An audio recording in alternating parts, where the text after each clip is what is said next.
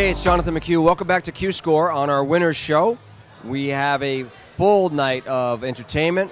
Brixton played, Aloe Black played, and we had presenters like Bobby Womack and Asdru Sierra from Mozo Motley, but none more beautiful and talented than this young lady. Let's give it up for LeAnn Rimes. How are you? I'm well, thank you. Thank you so much for coming out and supporting the Guild. Tell us about what made you come out tonight.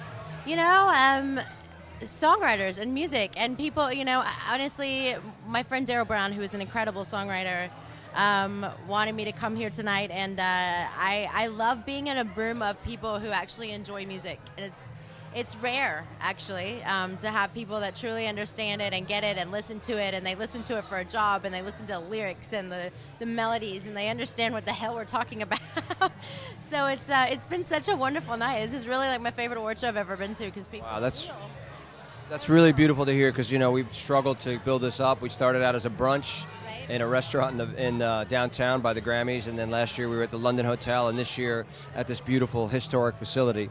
So it's really nice to hear and get the artist support, because we as supervisors feel that, you know, we just work for you. I mean, we work to promote your stuff, and there's nothing more beautiful. Too. Come on now.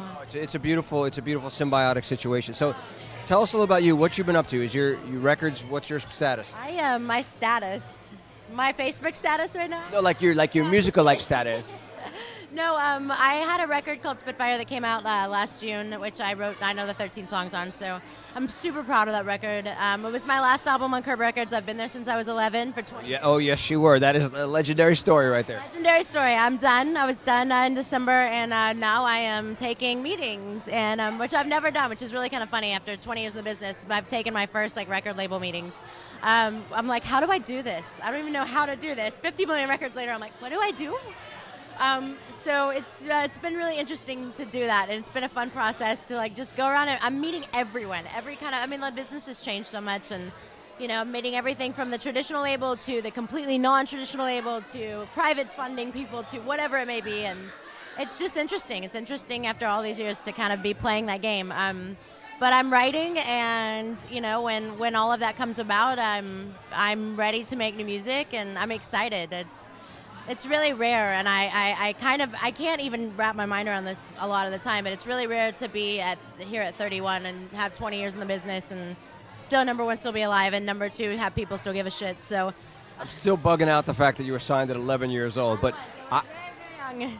I met you at Sundance, gotta be a decade ago, on a movie that maybe 16. I want to say 16, and a movie. It was a country music spoof called Dill Scallions. And LeAnn was in the film, and she got up after screening and crushed Amazing Grace so that everybody had chills in the room. And it was a beautiful moment. So you obviously know the power of film and TV. Talk about some of the stuff that you might have had placed and that you remember, some of your songs being in movies that you really remember. Oh, my songs? Wow, I mean, I've done a lot of songs for films, you know, with Coyote Ugly, which was, you know, a really huge thing with Diane Warren, and How Do I Live was originally supposed to be in Con Air, but that all kind of had a crazy story. It's a little weird sometimes. Sometimes, but it's all good. Still was fine. So I had a hit with that one. But you know, it's amazing what music can do for films. I mean, as an actor on the other side of it, sometimes it's almost there are moments where you know that they're going to be playing this whatever song it may be, and they'll tell you before, we have this piece of music we're going to be playing through, you know, this part where you're looking in the mirror and crying your eyes out, and all I ask sometimes is can you please play that song for me? Because immediately, it takes you to where you want to go. That's music for me.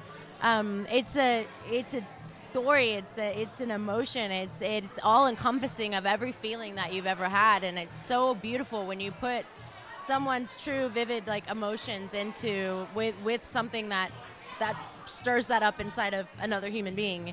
That together is magic. Yeah, I've actually never heard that.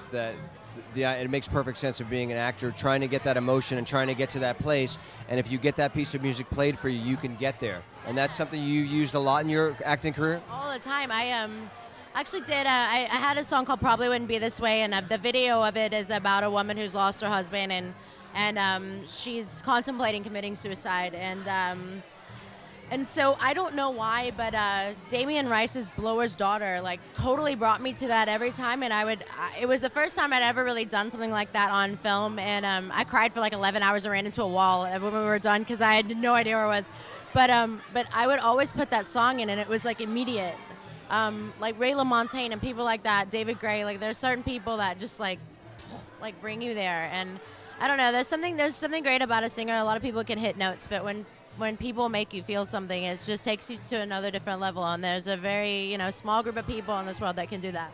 Now that you're off the curb treadmill, so to speak, would you ever think about taking a different direction, collaborating with any of those type guys you just mentioned? Oh yeah, I mean, I listen to everything. I mean, I grew up listening to everything. I grew up listening to rap and rock and opera and Broadway and classical and whatever it may be. So I am blessed, and I say this very humbly. I'm blessed with a gift where I can sing pretty much whatever I want, and I think that's where my mind's always been, because I grew up that way, is to do whatever I want. So it's kind of where I'm at now, and I'm excited. My heart, I love old school country music. My heart's always been there. That's what I really grew up on. But, to branch out and be able to play in a world where lines, those lines of genres are very blurred now. It's actually very exciting. It's a really cool place to be. So, yes, I'm planning on doing many, many things. Excited about it. We're very excited that you came here to support us, and we're very excited about the next chapter in LeAnn's musical career. Yeah, LeAnn Rimes, ladies and gentlemen. Thank you so much. Q-Score. For more Q-Score, please check us out at emPOWERme.tv to find out what goes on behind the curtain and how the film and TV music gets made. It happens right here. Tune in.